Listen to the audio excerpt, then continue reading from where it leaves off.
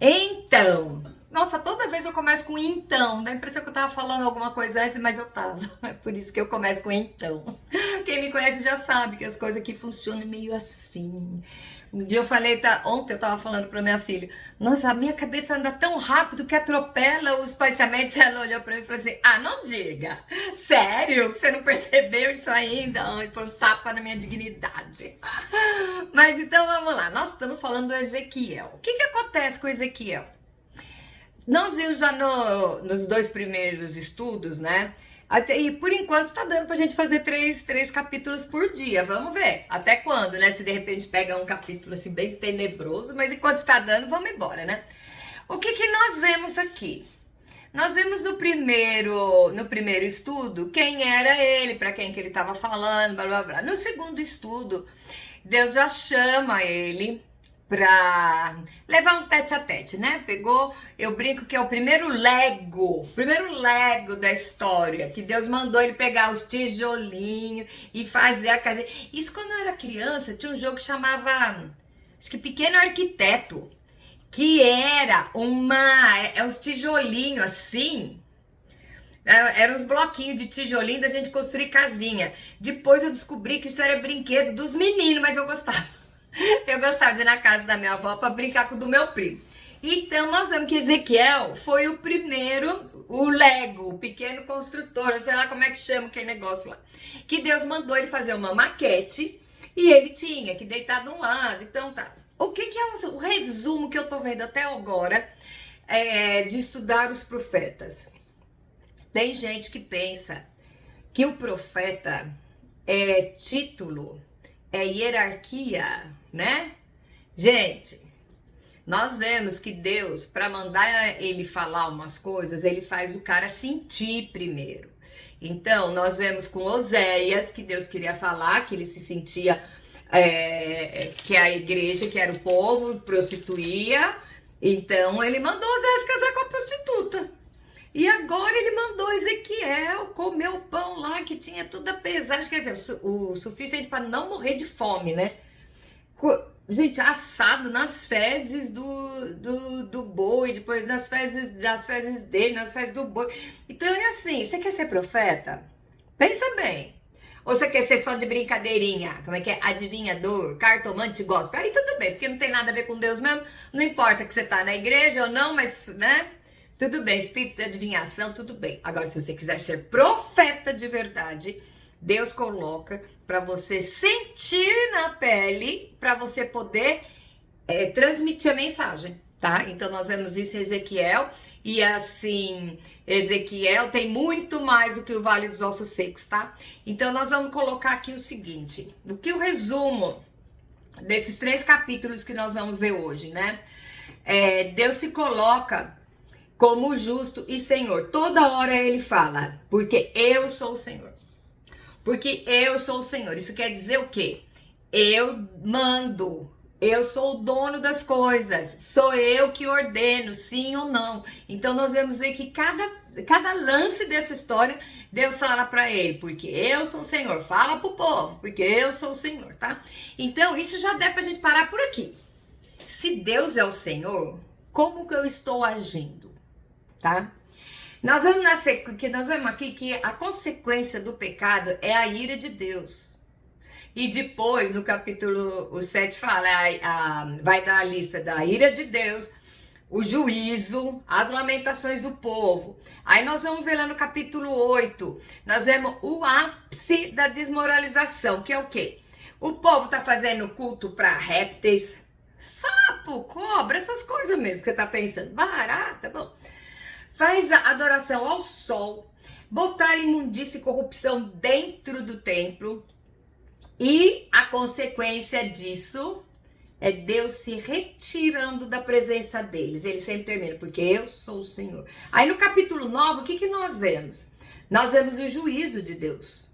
Nós vemos o arrependimento do povo, a separação dos que não se corromperam. E nós vemos uma coisa muito interessante que tem aqui, que é a marca na testa. Então, só lembrando, isso está no final do capítulo 9, nós vamos continuar falando sobre isso, mas eu quero só dar para caso eu esqueça, né, no final.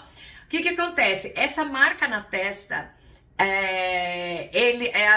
fala que era a letra Tav. E nós já estudamos lá no Apocalipse, tá? Que a letra Tav, que é do hebraico, o desenho da letra é uma cruz. Então, por isso que aqueles que são marcados vão ser separados do castigo. Então, nós vamos ver aqui, só um parênteses, só para complementar o que nós estudamos a semana passada. Toda essa desgraceira que vai acontecer aqui, aqueles que tiverem a marca não vão ser poupados. O que é a marca de Deus para minha vida hoje? O que é? Jesus. Aqui já era a cruz. Lá naquela época, ninguém nem sabia quem era Jesus. Falava só do Messias, o Messias não sabia nome, não sabia nada. E Deus falou, a marca, o que vai livrar o meu povo é a marca na testa, que é a cruz, tá? Resumindo os 3 capítulos, agora vamos começar assim, esmirilhado, né? Bem explicadinho. Então vamos lá. A primeira pergunta, o que nós vemos aqui? Quais as atitudes de Israel que provocaram a sentença de Deus? Os textos são longos, tá? E eu vou começar a ler. E assim, se tiver algum que tem alguma repetição, aí eu vou pular, mas vocês sabem, tá lá o texto que nós vamos ler agora, o 7 de 1 a 13, diz o seguinte, Ezequiel falando, depois veio a minha palavra do Senhor dizendo, e tu, ó filho do homem, assim diz o Senhor Deus acerca da terra de Israel, vem o fim vem sobre os 4 cantos da terra. Agora vem o fim sobre ti, e enviarei sobre ti a minha ira, e te julgarei conforme os teus caminhos, e trarei sobre ti todas as tuas abominações. Detalhe que Deus está mostrando para ele o que ia fazer com o povo de Israel, que é o povo escolhido, o povo amado do Senhor. E mesmo assim, Deus vai dar dura, tá? Porque existe uma coisa, Deus não compactua, Deus não ameniza a profanação, a idolatria e a prostituição, que é servir um monte de deuses, tá? Nós vamos ver isso bem explicado aqui hoje. Então vamos lá. Não te poupará o meu olho, nem terei piedade de ti, mas porei sobre ti os teus caminhos, e as tuas abominações estarão no meio de ti, e sabereis que eu sou o Senhor. Toda vez que Deus termina com eu sou o Senhor, quer dizer, sou eu que mando, tá? Assim diz o Senhor Deus, um mal, eis que um só mal vem o fim vem. Despertou-se contra ti, e eis que vem. Amanhã vem para ti, ó habitante da terra, vem o tempo, chegado é o dia da turbação, e não mais o sonido da alegria dos montes. Agora, depressa, derramarei o meu furor sobre ti, e cumprirei a minha ira contra ti, e te julgarei conforme os teus caminhos, e porei sobre ti todas as suas abominações. Isso aí serve pro povo que fala assim, ai, eu sou do Velho Testamento, eu sou da lei. Então, olha, é isso aí, tá? Graças ao Senhor, nós somos na época da graça, porque nós temos a marca da promessa, ok? Mas para aquele povo lá, então fique esperto. Vamos lá. Então vamos lá. A violência se levantou em vara de impiedade, nada restará deles, nem da sua multidão, nem do seu rumor, nem haverá lamentações por eles. Vem o tempo e é chegado o dia. O que compra não se alegra, e o que vende não se entristeça, porque a ira ardente está sobre toda a multidão deles. Porque o que vende não tornará a possuir o que vendeu, ainda que esteja entre os viventes, porque a visão sobre toda a sua multidão não tornará para trás, nem ninguém fortalecerá a sua vida com a sua iniquidade. Só dura, tá? Então, a pergunta aqui era qual a primeira, qual que é as atitudes que provocaram a sentença de Deus, tá? Então, nós vamos ver que é exatamente o que? É a corrupção e a idolatria. Vamos lá na segunda pergunta, que diz o seguinte, qual será a posição do povo de Israel perante as guerras? Vamos lá. Já tocaram a trombeta e tudo prepararam, mas não há quem vá à peleja, porque a minha ardente ira está sobre toda a sua multidão. Ai, Kátia, nós estamos aqui a vir estudar, abrir o YouTube para ver essa lição. É só bronca, não quero ver não. Ai, eu quero lá falar do Salmo 23. O Salmo 23 também é pesado. Não, mas aí eu quero falar só de amor. Eu conheço uma pessoa que diz que ela não gosta da Sexta-feira Santa porque é muito triste. Então ela não comemora nada porque é triste. Ô filho, hello. Então vamos lá. Qual a posição do povo perante as guerras? Vai. Fora está a espada e dentro a peste e a fome. Gente, só desgraça. E o que tiver no campo morrerá a espada, e o que estiver na cidade, a fome e a peste o consumirão. Dançou todo mundo. E escaparão os que fugirem deles, mas entrarão pelos montes, como pombas nos vales, todos gemendo, cada um por causa da sua iniquidade. Todas as mãos se enfraquecerão, e todos os joelhos serão débeis como água. E cingir-se-ão de sacos. Sacos é por causa daquela história lá de quando você tá mal, com roupa de saco, rapa a cabeça, cinza na cabeça, é isso aí, tá? E o terror o cobrirá, e sobre todos os rostos haverá vergonha, e sobre todas as cabeças calva, quer dizer, careca. A sua prata lançarão pelas ruas, o seu ouro será removido, nem a sua prata, nem o seu ouro, quer dizer, não basta, não é só de saúde, mas é também de finanças, tá? Vamos lá. Eles não fartarão sua alma, nem lhes encherão o estômago, porque isso foi tropeço para toda iniquidade. E agora nós vamos ver aqui. Novamente, qual é o pecado deles perante Deus? Aí você vai me perguntar, por que que Deus tá dando uma dura nesse nível no povo?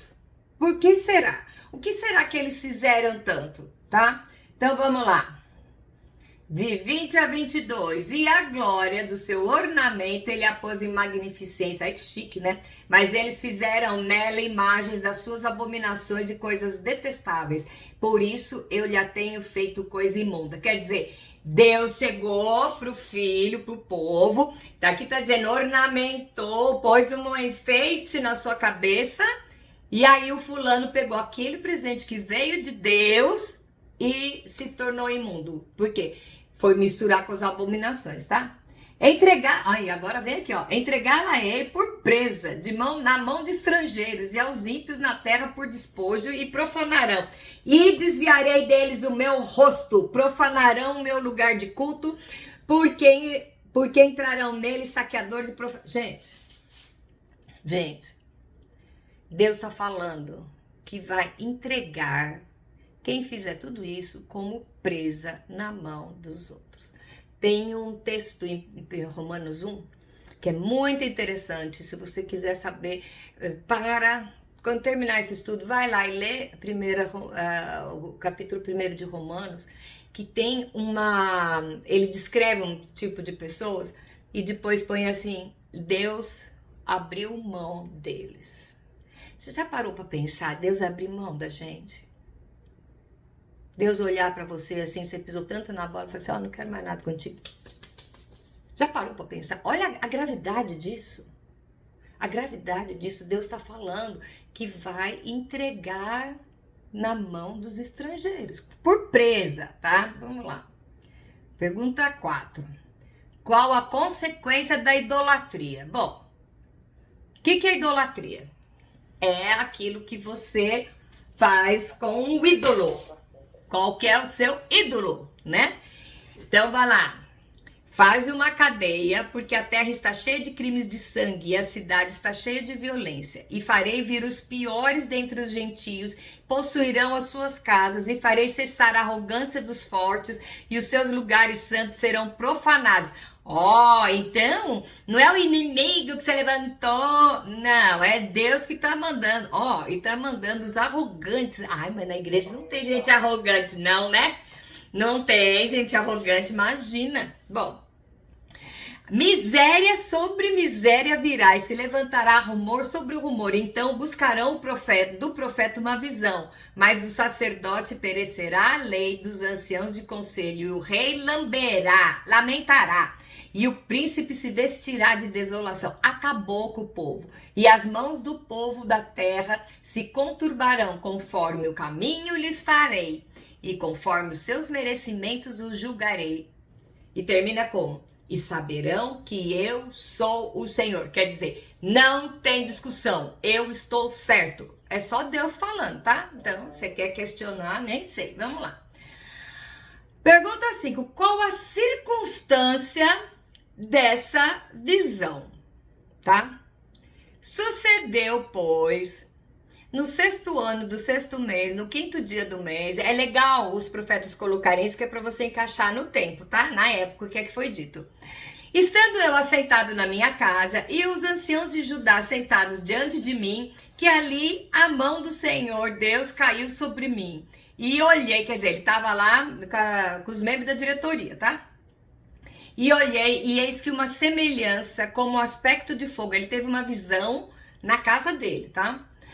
Desde o aspecto dos seus lombos e daí para baixo era fogo, e dos seus lombos e daí para cima com aspecto resplendor de âmbar. Estendeu a forma de uma mão, tomou-me pelos cabelos da minha cabeça. Olha só, isso aqui, tá? Tomou-me pelos cabelos da minha cabeça. O Espírito me levantou entre a terra e o céu. E levou-me a Jerusalém em visões de Deus, até a entrada da porta do pátio de dentro, que olha para o norte, onde estava o assento da imagem dos ciúmes que provoca ciúmes. Quer dizer, o que é que tinha lá no templo? Outra coisa sendo adorada senão a Deus. E Deus tem ciúme de nós. Deus nos ama, então ele tem ciúme, ele não divide, ele não divide a glória dele com ninguém, mas ele não quer dividir o nosso coração com ninguém. Nós somos dele, tanto que ele mandou o filho dele por uma cruz para nos resgatar, tá? Então vamos lá. E eis que a glória do Deus de Israel estava ali, conforme o aspecto que tinha visto nele. E disse-me, filho do homem, levanta agora os teus olhos para o caminho do norte. E eu levantei. Isso aqui já é o próximo, tá? Levantei os olhos para o caminho do norte e eis que estava a imagem de ciúmes na entrada. E disse-me, filho do homem, vês tu o que eles estão fazendo? As grandes abominações que a casa de Israel faz aqui, para que me afaste do meu santuário, mas ainda tornará a haver maiores abominações. Bom, então vamos falar aqui. Deus pegou Ezequiel numa visão e levou ele para ver o templo, para ver tudo que tinha lá. E aí vai descrever o que é que ele viu, que Deus foi mostrar. Que era o quê? As imagens, os cultos. Então, sabe, a total desolação. E Deus foi mostrar para ele. Claro que se Deus deu essa visão para Ezequiel, era para ele avisar o povo para não fazer, tá? E aí o que ele fez? Ele mostrou, e por todos os lados. Então aqui, de novo, gente, estudar a Bíblia para adaptar na nossa vida, né? Então vamos lá. O que está sendo ídolo na sua vida? O que está sendo Deus na sua vida? O que consome a maior parte do seu tempo? Você está profanando isso aqui? Ó, gente, não está falando para gente lá do prostíbulo, da boca de droga. Não, está falando para crente, está falando para a igreja. Então, se está falando da igreja, que o povo era o povo escolhido, isso continua até hoje. O que é que nós estamos fazendo que serve de abominação perante o Senhor? Então, é muito sério isso, você olhar e falar assim, nossa, só desgraceira aí. Pois é, mas eu não. Nós também, Deus não faz acepção de pessoas. Naquela época, eles faziam imagenzinha e punham lá na parede. Hoje, a gente carrega as imagens aqui dentro, ó. Tá? Vamos lá. Vamos ver o que Deus mostrou para ele dentro do templo. É a pergunta 7. É o capítulo 8, de 7 a 13, diz o seguinte. Levou-me à porta do átrio, então eis que havia um buraco na parede. Gente, eu fico imaginando uma parede do átrio com um buraquinho e Ezequiel lá olhando no buraquinho e Deus mostrando para ele olhar pelo buraquinho, tá? tá? Não, gente, olha, quem diz que estudar a Bíblia é chato é porque não consegue estudar mesmo. Porque eu fico imaginando o Ezequiel procurando o buraquinho e olhando o buraquinho da parede. Bom, então vamos lá. E disse-me, filho do homem, cava agora naquela parede. Quer dizer, aumenta o buraquinho, né? E cavei, e eis que havia uma porta. Então ele me disse, entra, vê as malignas abominações que eles fazem aqui. E entrei e olhei, e que toda forma de répteis e animais abomináveis e de todos os ídolos da casa de Israel estavam pintados na parede em todo o redor. Gente, isso era dentro do templo, tá? Pintado, tinha os ídolos e estavam pintados os ídolos. Então, olha até que ponto o povo chegou. Isso, hoje em dia, se chama sincretismo. É você trazer as coisas tudo para dentro da igreja porque tá tudo bem. Então, é assim. Você tem um problema? Acendeu uma vela para tudo quanto é santo, sabe? Não, eu vou na igreja pedir, mas tem o centro lá que o cara faz um... lava com sal de descarrego, não sei nem como é que chama isso. Mas aí eu vou lá no outro que faz isso aqui. Peraí. O que é que te leva a sair, a desviar do caminho? De repente, seu desespero? Não, então eu vou tirar para tudo quanto é lado, que uma hora certa? Ok, vamos lá. Estavam de pé diante dele 70 homens dos anciãos da casa de Israel. Aí ele vai falar a todos que estavam lá e diz que cada um tinha o seu incensário e subia a nuvem de incenso. Eles estavam cumprindo o papel do templo e não estavam cumprindo o papel, assim, o ritual. Eles estavam seguindo passo a passo da liturgia, do culto, mas com ídolo no meio. Nada a ver com a nossa igreja hoje em dia, né? Tá, pula essa parte. Então vamos lá. Então ele me disse: viste, filho do homem, que os anciãos da casa de Israel fazem nas trevas, cada um na sua câmara pintada de imagens, pois dizem, o Senhor não nos vê, o Senhor abandonou a terra, e disse-me, ainda tornará a haver maiores abominações que estes fazem. As pessoas que estão dentro das igrejas, seguindo passo a passo, mas dentro do coração tá tirando para tudo quanto é lado. Por quê? Porque se viu numa situação apertada.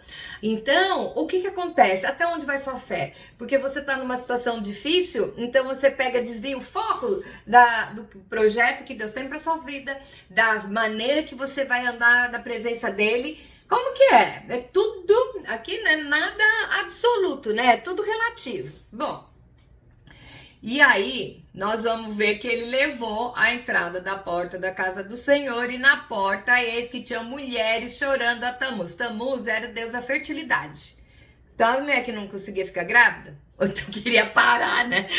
Não sei, né? Vai ver que já tinha muito filho. Naquela época não tinha anticoncepcional, né? Não sei.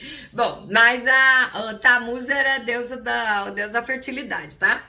E disse, e ele ainda mostrou e falou, vê isto, filho dos homens, ainda tornará a haver abominações maiores do que essa. Eu já fico pensando, o que será que era pior, né? Mas tem mais. E levou para o átrio do interior, onde estava a entrada do templo, entre o pórtico e o altar, cerca de 25 homens, de costas para o templo do Senhor, com os rostos para o oriente, e eles virados para o oriente, adoravam o sol. Tá?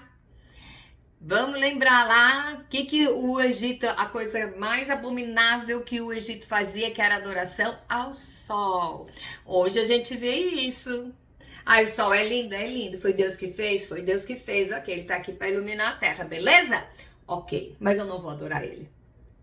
Tá?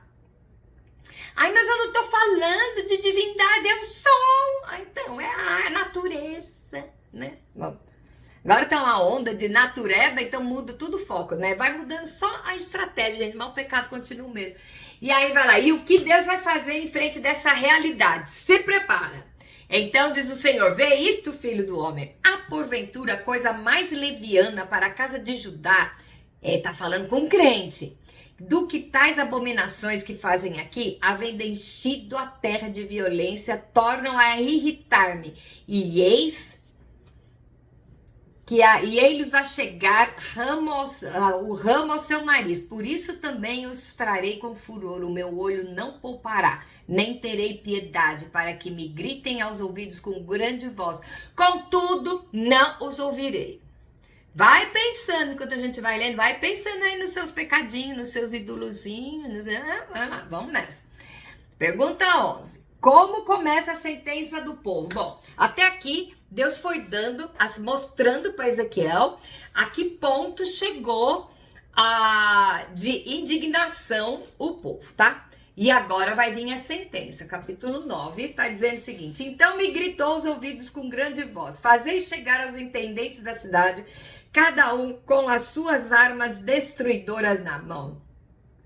E eis que viam 6 homens a caminho da porta superior, que olha para o norte, e cada um com a sua arma destruidora na mão. E entre eles um homem vestido de linho, com um tinteiro de escrivão à sua cintura. E entraram e se puseram junto ao altar de bronze. Vamos começar aqui porque já vai no pacote. E a glória do Deus de Israel se levantou sobre o querubim, sobre o qual estava, indo até a entrada da casa, e clamou ao homem vestido de linho, que tinha o tinteiro de escrivão à sua cintura. E lhe disse o Senhor: passa pelo meio da cidade, pelo meio de Jerusalém, e marca com um sinal as testas dos homens que suspiram e que gemem por causa das abominações que se cometem no meio dela. Então nós vemos que no meio desse povo, Deus reconhecia que tinha uns que não compactuavam, mas eles estavam sofrendo do mesmo jeito, junto no pacote. Aí você vê que quando Daniel ia orar, como foi a primeira oração de Daniel que nós vemos lá no começo do livro, ele se prostra e se coloca de igual. Senhor, olha o que nós fizemos. Ele se coloca junto. Então aqui, as pessoas, esses que seriam os mais fiéis, eles estavam no meio. Então, iam passar fome? Ia passar fome. Tudo bem. Mas Deus estava com eles. E o que vale é o final da história, não o começo. Então, aqui fala o homem de linho, com o tinteiro na mão. A gente já imagina quem era, né? E aí aos outros disse: passai pela cidade após ele e feri, não poupe o vosso olho, nem vos compadeçais. Quer dizer, os marcados iam ficar livres e o resto era sentença de morte para todo mundo. Olha aqui: matai velhos, jovens, virgens, meninos e mulheres, e até exterminá-los. Mas todo homem que tiver um sinal, não vos chegueis. E começai pelo meu santuário. E começaram pelos homens mais velhos que estavam diante da casa. E lhe disses: contaminai a casa e enchei os átrios de mortos. Saí. E saíram e feriram a cidade. Tá? E sucedeu, pois, que havendo ferido... voltando à marca da testa, que é o que a gente falou no começo da aula, tá? O que acontece? Essa marca se deduz que era o Tav, que é uma letra hebraica, que o desenho dela é uma cruz, tá? Então, ele já mostrou aqui para Ezequiel como se livrar da ira de Deus, que é através dos que são marcados pela cruz de Cristo. Porque esse homem de linho provavelmente estava representando o próprio Jesus, e que ele marcou. Então, da mesma maneira que nós estudamos a semana passada, que toda aquela desgraceira toda lá, você fica pensando: ai meu Deus, vou ali me matar porque eu não vou aguentar o fim, vem depois. Porém, os que são marcados por Cristo, nós não estamos na época da lei. Então eu falo que existem 2 atributos de Deus grandíssimos. Um é a justiça é o segundo, porque o maior é o amor. Então Deus é justo, mas ele me ama mais do que isso, e ainda bem, porque se ele só fosse justo, eu já estava queimando no inferno. Tá? E no entanto eu não estou, por quê? Porque ele me amou. Então o filho veio e fez uma marca na minha testa. Então quando Deus manda que venha e mate todo mundo, vai ver que eu sou marcada pelo sangue do Cordeiro. E aí a maldição não chega na minha tenda, não chega na minha vida, ok? Qual a pergunta de Ezequiel em frente a essa visão? Bom, ele ainda conseguiu perguntar, né, gente? Se eu tivesse lá, eu nem falava nada, mas ele ainda, né? Sucedeu, pois, que havendo os ferido e ficando eu sozinho, caí sobre minha face e clamei: Ah, Senhor Deus, dá-me acaso de que destruas todo o resto de Israel, derramando a tua indignação sobre Jerusalém. Gente, ele tinha tanta intimidade com Deus que ele ainda vai argumentar. É uma questão de identidade, né? E qual foi a resposta? Então ele me disse: a maldade da casa de Israel e de Judá é grandíssima, grandíssima. E a terra se encheu de sangue e a cidade se encheu de perversidade, porque dizem: o Senhor abandonou a terra, o Senhor não vê. Pois também, quanto a mim, não poupará o meu olho, nem compadecerei sobre a cabeça deles, farei recair o seu caminho. E eis que o homem que estava vestido de linho, cuja cintura estava o tinteiro, tomou como resposta, dizendo: fiz como me mandaste. Né? Quem é esse homem de linho? Ele pediu lá, pouco antes, ele sabia o que ia acontecer e ele pediu: Senhor, se possível, passa de mim esse cálice. Mas que se cumpra a tua vontade na minha vida.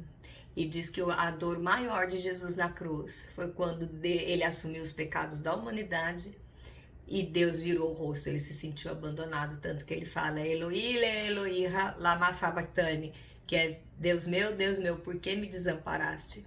Porque Deus ama o pecador, mas ele odeia o pecado. Então, o que acontece? Se você olhar tudo isso aqui, tudo que Deus está falando é sobre a prostituição do templo, é sobre a idolatria, é sobre o em cima do muro. Olha como a lei é rígida, é dura. Então, para pensar hoje, eu quero deixar para vocês 3 perguntinhas só. E é para mim também, lógico, né? O que é Deus e ídolo na minha vida? Ah, mas eu não tenho ídolo, eu não tenho Deus. Ok. Deus é aquilo que ocupa a maior parte do seu pensamento, o que direciona as suas atitudes, tá? E eu sempre falo que tem homem que é o trabalho, que é o carro, tem mulher que é a limpeza da casa, que é o filho, tem... O que é o seu Deus? O templo, que é você, porque o Espírito Santo habita em nós, então nosso corpo é templo do Espírito Santo. Qual é o tipo de contaminação, de ídolo, qual é o tipo de distração que eu tenho na minha vida e que vai causar, desencadear o ciúme de Deus, né? Então, vamos pensar, o que é o seu ídolo e o seu Deus? Bom, a segunda é pior, mais intensa. Até que ponto eu sigo fiel? Aí você vai perguntar: o que me faria desviar da minha retidão? Porque de repente você tá fazendo tudo certo e as coisas começam a dar tudo errado. Aí você surta, né? Aí você pega e fala assim: pô, mas eu tô seguindo o script e as coisas acontecem. Eu tô seguindo o script e eu não ganhei na loteria não sei quantos milhões de dólares. Eu sou um servo fiel, grande servo, eu acho o máximo isso. Grande servo e não comprei um avião ainda? Porque se Deus é o dono do ouro e da prata, por que eu passo no aperreio? Então, a pergunta é: o que me faria desviar da minha fé? Às vezes é uma situação financeira, às vezes é um filho doente, às vezes é um casamento destruído. Eu não sei. A que ponto chegaria a sua vida para você desviar e recorrer para outro lado? E eu sempre lembro do texto de Hebreus que fala da nuvem de testemunhas que estão me olhando lá de cima, pessoas que foram jogadas aos leões, pessoas que foram decapitadas por amor a Cristo, e ver que eu, no primeiro momento, eu já vou correr para tudo quanto é canto. Então, pensa bem o que é que vai te fazer desviar. A escolha é sua, tá? E a última: eu tenho certeza que eu sou marcado. Como você vai ter certeza que você está livre? Pagar dízimo não resolve. Limpar a igreja não resolve. Você é um pregador, eu prego uma mensagem de poder, tá? Veja o paralítico levantar, ok. Se você não for marcado, você pode fazer tudo isso. E Deus vai olhar lá de cima e vai falar assim, Aí chega lá no dia do tribunal, você vai apresentar seu currículo para Jesus, ele vai falar assim, nem te conheço. Mas mestre, eu fiz tanta coisa no teu nome. Não te conheço. Então, pensa hoje. Estudar os profetas, é histórica. Não, estudar a Bíblia sempre tem que causar um desejo de mudança, uma capacidade de mudança. Então, o que é aqui? Deus, resumo de tudo isso, Deus abomina a idolatria. Deus não abre mão da toda a glória, tem que ser dele. Então, o que você tem que pensar? Recapitular e ver, hoje ainda dá tempo. Você está vivo e respirando? Dá tempo ainda de você parar onde você está. Isso é conversão, é você parar onde está e pegar um outro caminho. Então, você parar onde está e entregar sua vida para Cristo hoje.